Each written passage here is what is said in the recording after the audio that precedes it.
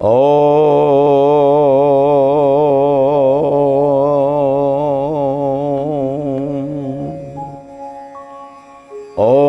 भद्रं कर्णेभिः शृणुयाम देवा भद्रं पश्येमाख्यभिर्यजत्राः स्थिरैरङ्गे तुष्टुवां सस्तनुभिर्व्यसेमहि देवहितं यदायुः।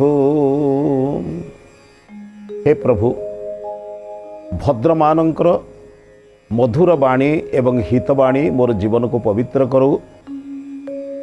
सुंदर दृष्टि द्वारा मोर चक्षुरे एपरी विचार आसु जो विचार जो दृश्य देखिला पर मन मनरे सुंदर विचार आसिबो।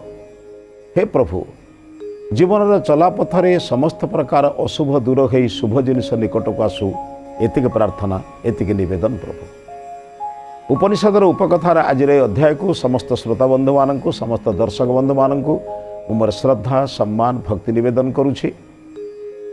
आमे पूर्वर आलोचना करथिले पात्रता उपयुक्त नथिले प्रदत्त ज्ञान प्राप्त ज्ञान केबे चिरस्थायी हो पारे ना। आमे समस्त चिंतन करिबा जो ज्ञान प्रकृत आमे प्राप्त हेइछे ताकू रखि पारुछे तो। जदि पात्र परिष्कार नहीं, गोटे पात्र किरोसिन थिला आउ जने आपन को घिओ जाचिला लोभवशत किरोसिन टाकू ढाली दे सही पात्र रे घिओ नेले लाभ भावुचंती घृतटा भी किरोसिनिया गंध हबो ना। तेणु पात्र परिष्कार नथिले सुंदर विचार गुड़िक रहिबा पई स्थान दरकार। प्रथमे आगे निज पात्र को परिष्कार करो। से वेदर मंत्र कहले दुरीतानि पराशुभ भद्रम आशुभ। आगे दुरीत गुड़िक दूर कर, दोष गुड़िक दूर कर, देखिब तम भितर भद्र स्वयं प्रवेश कर। कहीं शून्य हेले सिना मनुष्य पूर्ण हम। आसुन आम शून्य हवा कौथे अहंकार छलना व्यभिचार खराब कामना एमती अनेक खराब जिनिस आम पाखे अच्छी बाद दे। वस्त्र बेलू परिष्कार थिला आमे ताको अपरिष्कार कले ताको परिष्कार करने को जत्न करा जाए। अपरिष्कार आपे आपे हुए किंतु परिष्कार जत्न कले हुए ना। खाली कौन हम भावुंट। तेणु आम सुंदर पात्रटे थिला सुंदर हृदयटे थिला एथिरे सब काम क्रोध लोभ मोह मिशिला। आसंतु जत्न करिबा जेमिति एई काम क्रोध लोभ मोह को बाहर करदेला।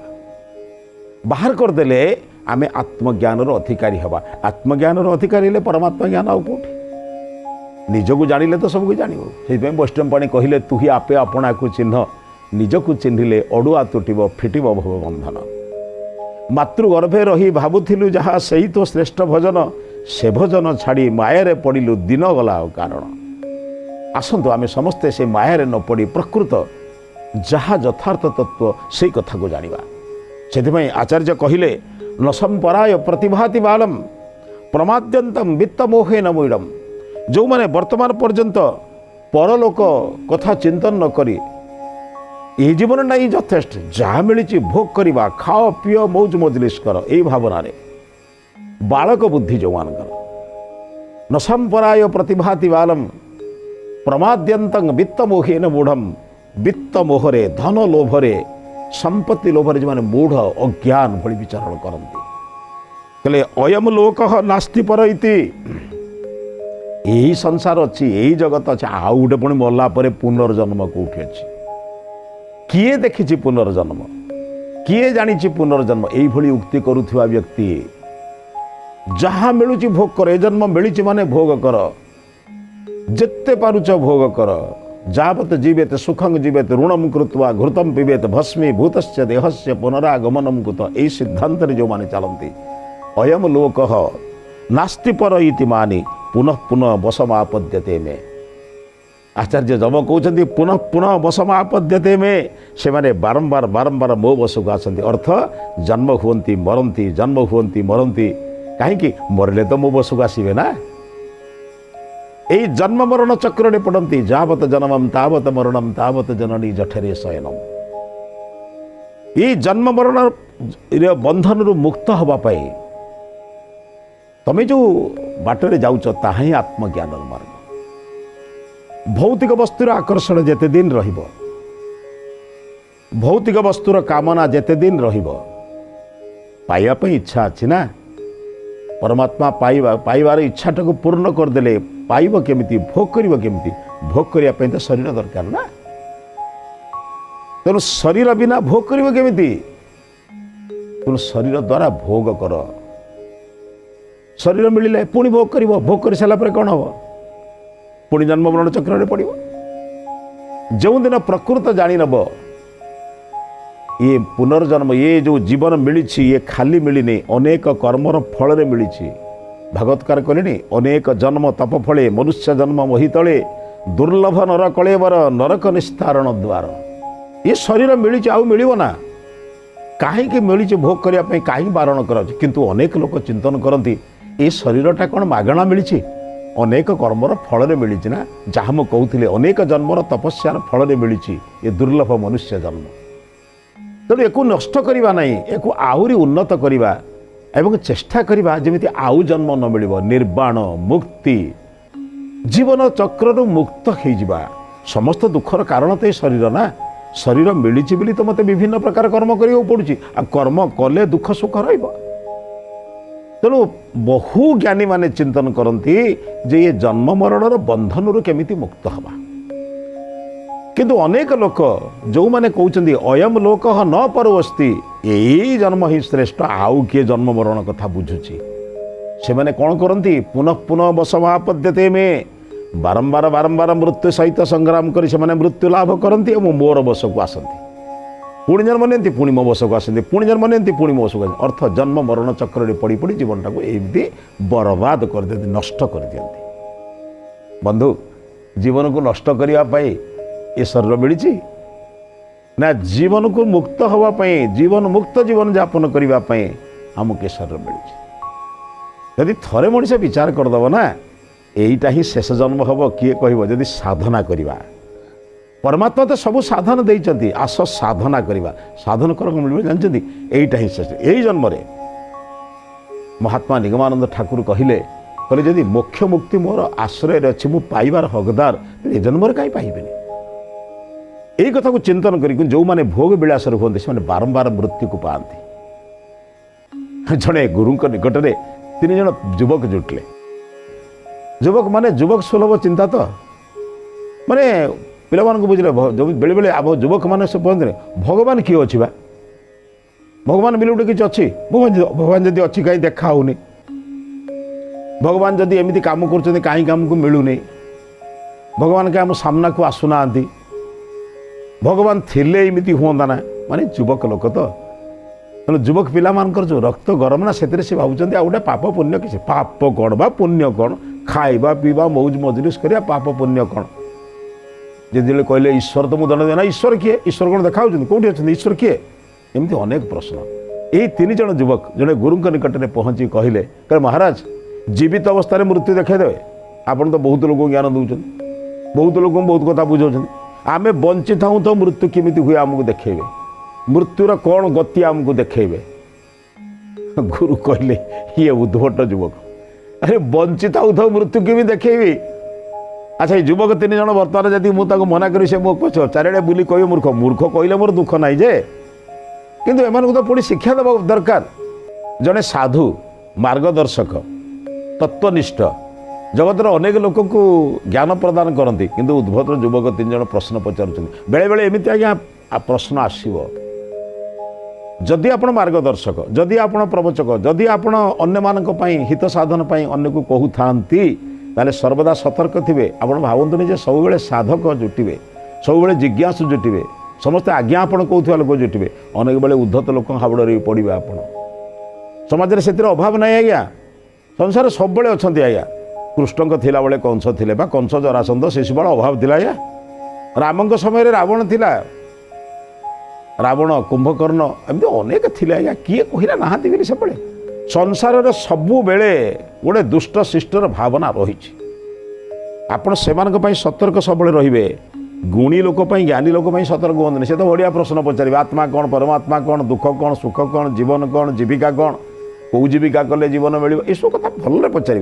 किंतु किसी उद्धत लोक हाबड़े पड़े आपण आज्ञा, ताक भी सतर्क थे।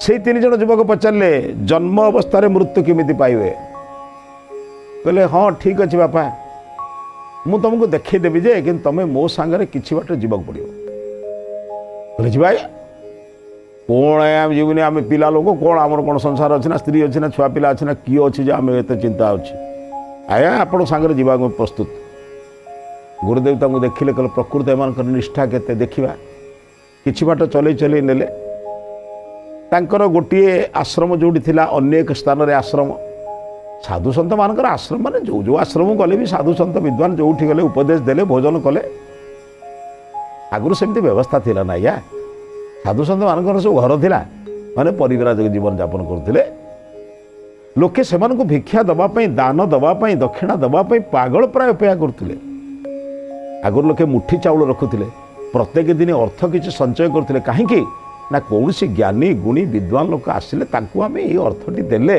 से माने भल काम रे लगेबे आमे तो सबटी भल काम कोठी करूछु जानि नाउ से माने विभिन्न स्थान रे बुलुचंती केउठी लगेइले ठीक भाव रे अर्थटी लागिबो से माने जानंती से माने को आमे दबा दक्ष लोकन को दिया जाय बोलिबा ताना दक्षिणा तो से माने रखुथिले से आश्रम रे बुलुथिले आ गोटी आश्रम निकटू गले ताकले बापा आज रात्रि विश्राम नियो काली सकाळे मु तुमको मृत्युर रहस्य बुझाई देबी पिला माने रहिले उद्धत हेले भी मध्य जिज्ञासा भी अच्छी ना टिके इच्छा अच्छी मृत्यु बंची था तो मृत्यु देखिए लोक बर्तमान कहले बाबू आम गाँव लोके कहते जानी आज्ञा नमले जम दर्शन नाई किंतु उद्धत 3 जन युवक कहते बंचु बंचु जम दर्शन करेंगे कहले ठीक अच्छे बापा जा अच्छी गुरु किंतु बुझीगले प्रकृत मृत्युर रहस्य मृत्यु कौन एमाने जानले किंतु से थे नहीं एमाने मुझे जीवित अवस्था बुझे से निजे देखिए जानवे बुझे किंतु आउ से निस्तार पाइबे नहीं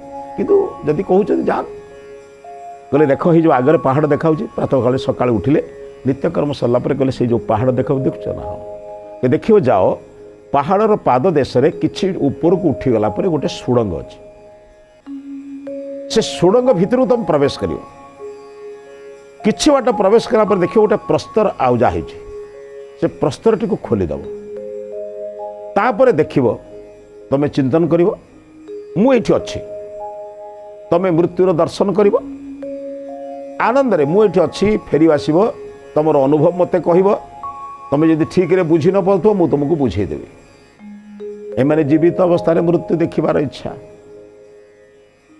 बड़ विचित्र भावना बेले बेले बेले बेले मनुष्य चिंतन करे संसार सबु प्रकार अन्याय अत्याचार करी चोरी करी बदमाशी करी डकायती करी संध्या बेले कौन टिके मंदिर में देदेले भावी पाप पुण्य पाप समस्त पापरू मुक्त हो गले 1000 टंकार चोरी करी 10 टंकार भोग देले 990 टंका मोर व्हाइट हो गला बोली ब्लैक मनीटा व्हाइट मनी हो गला बोली भावुची बड़ अद्भुत बेले बेले मनुष्य भावना भावे कौन टे पूजा पाठ करदे कर्मर फल चलीज बोली लोक भावुची एमती कि भाविले हम बाबा से ही युवक मैंने आसिक कहले गुरु तक कहले कहले जाओ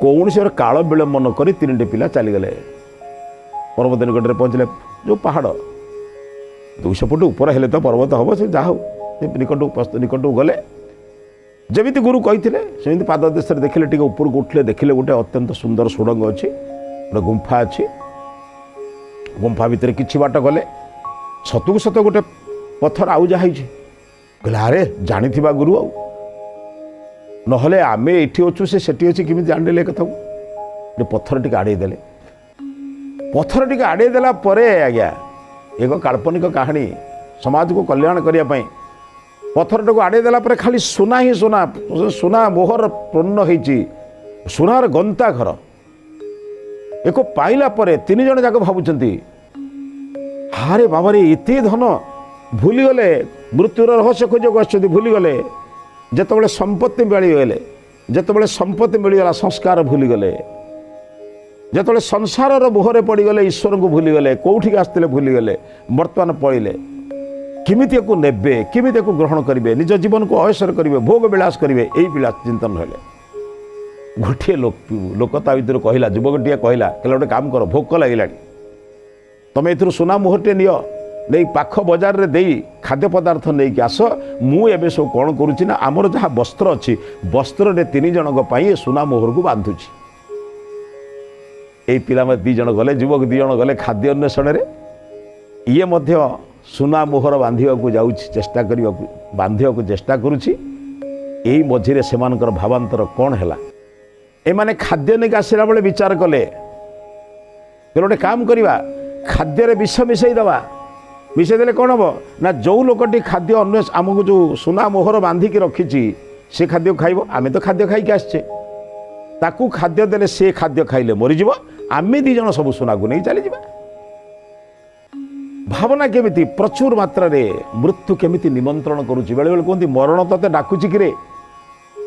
ଆମ ଗାଁ ଗହଳି ମାନଙ୍କରେ ଯେତେବେଳେ ଗୁରୁଜନମାନଙ୍କୁ ଅପମାନ ଦିଆଯାଏ, ଯେଉଁମାନେ ସମ୍ମାନ ପାଇବାର ଲୋକ ତାକୁ ଯେତେବେଳେ ମୁହଁରେ ଜବାବ ଦିଅନ୍ତି, ପାଟି କରନ୍ତି, ମା ମାନେ କୁହନ୍ତି ଏକୁ ମରଣ ଡାକିଲେଣି ବା।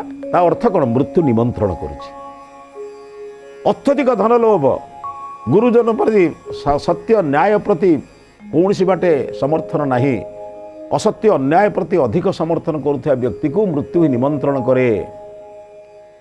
ସେଥିପାଇଁ ଶାସ୍ତ୍ରରେ କୁହାଯାଇଛି କ'ଣ କ'ଣ କଲେ ମୃତ୍ୟୁ ଆମକୁ ଟାଣି ନିଏ। ତେଣୁ ଯେତେବେଳେ ମନୁଷ୍ୟ ଭିତରେ ଏଇଭଳି ଲୋଭ ମୋହ ଈର୍ଷା ଦ୍ୱେଷ ଆସେ, ଆଳସ୍ୟାତ୍ ଅନ୍ନ ଦୋଷାଞ୍ଚ, ଆଳସ୍ୟ ଅନ୍ନ ଦୋଷ, ମୃତ୍ୟୁ ପ୍ରାଣ ଜିଘାଂସ, ଏମିତି ଅନେକ ଜିନିଷ ଅଛି। ତେଣୁ ସେଥିପାଇଁ ଏମାନେ କ'ଣ କଲେ, ଖାଦ୍ୟରେ ବିଷ ମିଶାଇ ନିଜେ ଖାଇଲା ପରେ ଖାଦ୍ୟରେ ବିଷ ମିଶାଇ ଆଣିଲେ, କାରଣ ତୃତୀୟ ବନ୍ଧୁଟିକୁ ଏଇ ବିଷ ମିଶା ଖାଦ୍ୟ ଦେଇ ମାରିଦେବେ। ଏଇ ଯେଉଁ ବନ୍ଧୁଟି ସବୁ ସୁନା ମୋହରକୁ ବସ୍ତ୍ରରେ ବାନ୍ଧିକି 3 ଜାଗାରେ ରଖିଛି, ଇଏ ଭାବୁଛି ମୁଁ ସଂଗ୍ରହ କରିବି, ସେମାନେ ଯାଇଛନ୍ତି ଖାଦ୍ୟ ଖାଇକି ଆସିବେ, ସେମାନେ ଆସିଲେ ଏଥିରୁ ଭାଗ ନେବେ। ମୁଁ ଗୋଟେ କାମ କରିବି, ମୋ ପାଖରେ ଯେଉଁ ଅସ୍ତ୍ର ଅଛି ସେ ଅସ୍ତ୍ରରେ ସେମାନେ ଆସିଲା ପରେ 2 ଜଣଙ୍କୁ ହତ୍ୟା କରିଦେବେ। 2 ଜଣଙ୍କୁ ହତ୍ୟା କରିଦେଲେ ଏ ଯେତିକି ସମ୍ପତ୍ତି ମୋର ହିଁ ହେବ, ଏମାନଙ୍କୁ ଭାଗ ଦେବାର ନାହିଁ, ଏମାନଙ୍କୁ କୌଣସି ଦୃଷ୍ଟିରୁ ଛାଡ଼ିବାର ନାହିଁ। ଏମାନଙ୍କ ଦୂର ସମସ୍ତ ସମ୍ପତ୍ତିକୁ ମୁଁ ନେବି, ମୋ ଭୋଗ କରିବି, କାହାକୁ ଭୋଗରେ ମୁଁ ଭାଗ ଦେବି ନାହିଁ। ମଣିଷ ବର୍ତ୍ତମାନ ଭୋଗରେ ଭାଗ ଦେବ ନାହିଁ ବୋଲି ବର୍ତ୍ତମାନ ପରିବାର ଲୋକ ବର୍ତ୍ତମାନ ନିଜର ପିତାମାତାକୁ ସେବା କରୁନାହାନ୍ତି ଆଜ୍ଞା, ଭୋଗରେ ଭାଗ ବସିଯିବ ବୋଲି। ବର୍ତ୍ତମାନ ପତିପତ୍ନୀ ହେଇ ବର୍ତ୍ତମାନ ତାଙ୍କର ମା ବାପାଙ୍କୁ ମାନେ ସେବା କରିବା ପାଇଁ ମଧ୍ୟ ପଶ୍ଚାତପଦ ହେଲେଣି। ଭାଇ ଭାଇ ଭିତରେ ଭୋଗ ପାଇଁ ଭାଗ ହେଉଛି, ଆଉ ସେ କଥା ଭିତରକୁ ଯିବାନି ଆଜ୍ଞା। ଏଇ ବନ୍ଧୁମାନଙ୍କ ଭିତରେ ଯେଉଁ ବନ୍ଧୁତା ଥିଲା ଆଜି ଭୋଗ ପାଇଁ ଭାଗ ହେଇଗଲା। ଏମାନେ ବିଷମିଶା ଖାଦ୍ୟ ନେଇକି ଆସିଲେ, ସିଏ କ'ଣ କରିଛି, ଅପେକ୍ଷା କରିଅଛି। ଆସିବା ମାନେ ଅପେକ୍ଷା ନ କରି ଅନ୍ୟମନସ୍କର ସୁଯୋଗ ନେଇ ସଙ୍ଗେ ସଙ୍ଗେ 2 ଜଣଙ୍କୁ ହତ୍ୟା କରିବା। 2 ଜଣଙ୍କର ଗଣ୍ଡି ମୁଣ୍ଡ ସେଇଠି ଅଲଗା ପୃଥକ ହେଇ ପଡ଼ିଛି, ମୃତ୍ୟୁରେ ଛଟପଟ ହେଉଛନ୍ତି। ଇଏ କହିଲା ସମସ୍ତ ସମ୍ପତ୍ତି ମୋର ହେଇଯିବ, ସମସ୍ତ ସମ୍ପତ୍ତିକୁ ଯେତିକି ସେ ସଂଗ୍ରହ କରିଛି, ଯେତିକି ନେଇପାରିଲା ଭଳି ସୁନା ମୋହର ଗୁଡ଼ିକ ସଂଗ୍ରହ କରି ଯିବାକୁ ବାହାରୁଛି, ମନ ହେଲା କହିଲା ଖାଦ୍ୟ ତ ନେଇକି ଆସିଛନ୍ତି, ସେ ତ ମରିଗଲେଣି, ନ ଖାଇଲେ ବାଟ ଚାଲିବି କେମିତି? ଏଣୁ ଖାଇକି ଯିବି ନା, ଆଉ ଅଖିଆ କେମିତି ଯିବି? ତେଣୁ ସେ ଯେଉଁ ଖାଦ୍ୟ ଆଣିଥିଲେ, ସେ ଖାଦ୍ୟକୁ ଯେଉଁ ପାଣି ଆଣିଥିଲେ ପିଇବା ପାଇଁ, ଖାଦ୍ୟ ଆଣିଥିଲେ ଖାଇବା ପାଇଁ ପ୍ରଯତ୍ନ ଆରମ୍ଭ କଲା। ବିଚରା ଜାଣିନାହିଁ ସେ ଖାଦ୍ୟରେ ବିଷ ମିଶ୍ରିତ ଅଛି ବୋଲି। ସେମାନେ ବାଟରେ ବିଷ ମିଶାଇ ଆଣିଥିଲେ, ଏ କଥା କେମିତି ଜାଣିବ? ଆନନ୍ଦରେ ସେ ଖାଦ୍ୟକୁ ଖାଇଲା ପରେ, ପାଣି ପିଇଲା ପରେ ବିଷର ଜ୍ୱାଳାରେ ସେ ଧନ ସମ୍ପତ୍ତିକୁ ନବ କ'ଣ, ନିଜର ଜୀବନ ରକ୍ଷା କରିବା କଷ୍ଟରେ ପଡ଼ିଲା। ନିଜେ ବଞ୍ଚିବା କଷ୍ଟକର ହେଲା। ଧୀରେ ଧୀରେ ବାହାରକୁ ବାହାରିକି ଆସିକି ନା କିଏ ଅଛି ତା ପାଖରେ ତାକୁ ଜଳ ଯୋଗାଇବ, ନା ତାକୁ ସୁରକ୍ଷା ଦେବ, ନା କିଏ ଚିକିତ୍ସାଳୟକୁ ନେବ। এইভଳି ছটপট ছটপট ହେଇ ମରିଗଲା ପରେ ନିଜେ ଛଟପଟ ହେଇ ହେଇ ହେଇ ହେଇ ମୃତ୍ୟୁ ଲାଭ କଲା। ଭାବିଲା ମୋ ସମ୍ମୁଖରେ ମୁଁ 2 ଜଣ ବନ୍ଧୁମାନଙ୍କୁ ମାରିଛି, ଆଉ ମୋର ମୃତ୍ୟୁ ମଧ୍ୟ ବିଷ ଜ୍ୱାଳାରେ ବର୍ତ୍ତମାନ ମୁଁ ଅନୁଭବ କରୁଛି, ମୋତେ ହିଁ ମୃତ୍ୟୁ ଯିବାକୁ ପଡ଼ିବ। ନା ବନ୍ଧୁ ପାଇଲେ ଧନକୁ, ନା ମୁଁ ପାଇଲି ଧନକୁ। ଧନର ଲୋଭରେ ମୁଁ ବନ୍ଧୁକୁ ହତ୍ୟା କଲି, ବନ୍ଧୁ ମୋତେ ହତ୍ୟା କରିବାର ଯୋଜନାରେ ଥିଲେ। ଆମେ ବଞ୍ଚି ଥାଉ ଥାଉ ବର୍ତ୍ତମାନ ମୃତ୍ୟୁକୁ ଦେଖୁଛୁ। ମୁଁ ଦେଖୁଛି ବର୍ତ୍ତମାନ ମୃତ୍ୟୁଟା କି ଭୟଙ୍କର ଭଳି ଆସୁଛି ମୋତେ। ମୋର ସମସ୍ତ ଲୋଭ ମୋହ ଈର୍ଷାକୁ ଲୋପ କରି ମୋର ଅସ୍ତିତ୍ୱକୁ ଲୋପ କରୁଛି କେମିତି ମୁଁ ଦେଖୁଛି। ଗୁରୁଦେବ ତାଙ୍କୁ କହିଥିଲେ, କହିଲେ ବାବା ସେଇଠି ଦେଖିବ ଯୋଉ ମିଳିବ ବୋଲି। ବନ୍ଧୁଗଣ ଚିନ୍ତନ କରିପାରୁଛନ୍ତି ତ ମୃତ୍ୟୁ କେମିତି ମନୁଷ୍ୟକୁ ନିମନ୍ତ୍ରଣ କରେ। मरीगला पर 3 जन लोक गोटाए धनर लोभरे बहुत लोक भावुंट अयम लोक न परवस्ती यही लोक ही यथेष्ट आ गोटे परलोक किए अच्छी पुनर्जन्म अच्छी दरकार नहीं भोग कर जावत जीवेत सुखं जीवेत यही जो विचार नौथिबा गोटाए गोटाए लोक मानू से कहले अयम लोक न परवस्ती यही लोक ही सर्वस्व परजन्म किछि नाही पुनर्जन्म नाही परजन्म नाही मोर यही जन्म ही श्रेष्ठ जन्म से कहते संकीर्ण मन जानती नदीर मध्यवर्ती अवस्था रही जोठू नदीटा आसूची भावती नदी से बाहरी जोठी नदी बही जाकि देखा जाऊँगी भावती नदीटा से सरी ये जमी संकीर्ण ज्ञान अनेक लोक भावती यही जन्मटा ही श्रेष्ठ जन्म आउ जन्म पूर्वर थिला ना परे हब यही लोक माने जन्म थाऊ थाऊ बंची थाऊ थाऊ मृत्यु को दर्शन करती जहाँ से साधु जनक चिंतन कले एमाने उद्भट कल्पना करुँच बंची थाऊ थाऊ मृत्यु को देखिए देखिले परस्पर परस्पर अविश्वास भितर धनर लोभरे परस्पर परस्पर को मारी जीवित अवस्था भोग करवा बंचिवा अवस्था ही मृत्यु को दर्शन कले बंधुगण जो माने केवल भोगवाद जीवन यापन करती यही जन्म ही सर्वश्रेष्ठ बोली बुझंती से पाखे बंची थाऊ थाऊ मृत्यु सहित समान आसंतु संसार उपकरण को उपयोग करवा किंतु ईश्वर प्रति लक्ष्य देवा जीवन सफल हो एवं ये मनुष्य जीवन आपण को परमात्मा आहरी उन्नत कूल जन्म देवे जहाद्वारा जीवन मुख्य मुक्ति निर्माण आम निकटतर हम ये विचार सहित आज अध्याय को समाप्त करुँची ये अध्याय को समाप्त करने पूर्व आज हितवाणी संपर्क में चिंतन करवा मनुष्य जीवन काल भितर जदि त्यागवाद को आश्रय न करिवो ताले भोगवाद ताकू बंची थाऊ थाऊ मारिदेव तेणु जीवन बंची थाऊ थाऊ मरिबा अपेक्षा भोगवाद को त्याग करी त्यागवादर आश्रय लियो ए विचार सहित आज अध्याय को समाप्त करुछि समस्त